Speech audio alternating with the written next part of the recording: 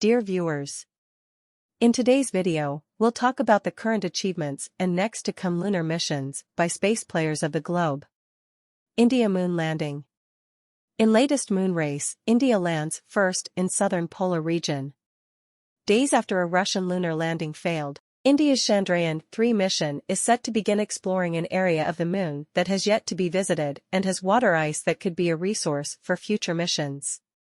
What to know about India's next chapter in space. 2 visitors from India, a lander named Vikram and a rover named Pragyan, landed in the southern polar region of the moon on Wednesday.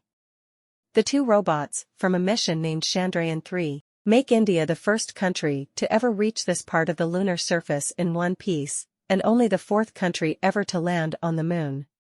We have achieved soft landing on the moon, S. Somanath, the chairman of the Indian Space Research Organization, said after a roar ripped through the ISRO compound just past 6 p.m. local time.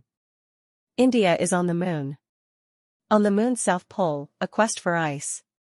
If you want to send astronauts to the moon, a place with water would be a good destination. Obviously, humans need to drink water to survive, and water molecules can be split into hydrogen and oxygen. Oxygen provides air to breathe, and hydrogen and oxygen can also be used as rocket propellants to get back home to Earth, or somewhere else in the solar system. Next missions in near future to come. You won't have to wait long for the next moon mission. If you found the journeys of India's Chandrayaan-3 and Russia's Luna 25 missions exciting, we have even more lunar adventures for you to follow. One moon mission will be in the news later this week, and there could be even more lunar missions later this year. The next mission will launch on Friday, August 26th. It's called Smart Lander for Investigating Moon, or SLIM, and comes from Japan's space agency, JAXA. SLIM aims to test the country's lunar landing technologies. JAXA has yet to announce a landing date for the mission. Sign up for the Times Space and Astronomy calendar to get a reminder about the launch and landing of SLIM. 2 American companies are also vying to set down on the lunar surface later this year. They are participants in a program called Commercial Lunar Payload Services, or CLPS, in which NASA pays private businesses to send experiments to the surface of the moon. A lander from the first company, Intuitive Machines, of Houston, could launch as early as November 15 on a SpaceX rocket. It will head to the lunar south polar region. The other lander, from Astrobotic Technology, of Pittsburgh, is to be lofted by the new Vulcan Centaur rocket. It will head to the northeast edge of the Ocean of Storms on the moon's near side.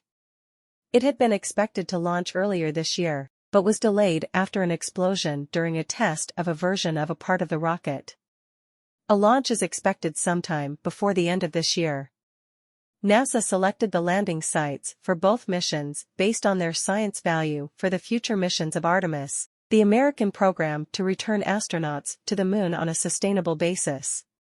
Committee on Biological and Physical Sciences in Space, using Commercial Lunar Payload Services, CLPS, to achieve lunar biological and physical science objectives. After several decades since the last human visit, NASA is planning to return to the moon, this time not only to visit but also to carry out extensive scientific experiments, establish a habitat occupied by astronauts, and learn lessons that will help in preparations for the eventual establishment of a human presence on Mars. The Commercial Lunar Payload Services (CLPS) program, overseen by NASA, will provide transport to the moon for scientists who want to carry out research on the lunar surface or in orbit around the moon. Recognizing the need to introduce and explain the CLPS program to researchers, the Committee on Biological and Physical Sciences in Space of the National Academies of Sciences, Engineering, and Medicine held a workshop on March 24 to 25, 2021 entitled Using Commercial Lunar Payload Services, CLPS, to Achieve Lunar Biological and Physical Science Objectives. The organization of the workshop was guided by the following question: looking at the period of time prior to the release of the next decadal survey, how can this community support and utilize CLPS to address areas of research? This workshop proceedings summarizes the presentations and discussions from the workshop sessions. Thanks for watching. Hope you enjoyed the video. Please do subscribe our channel, like, comment and share our videos.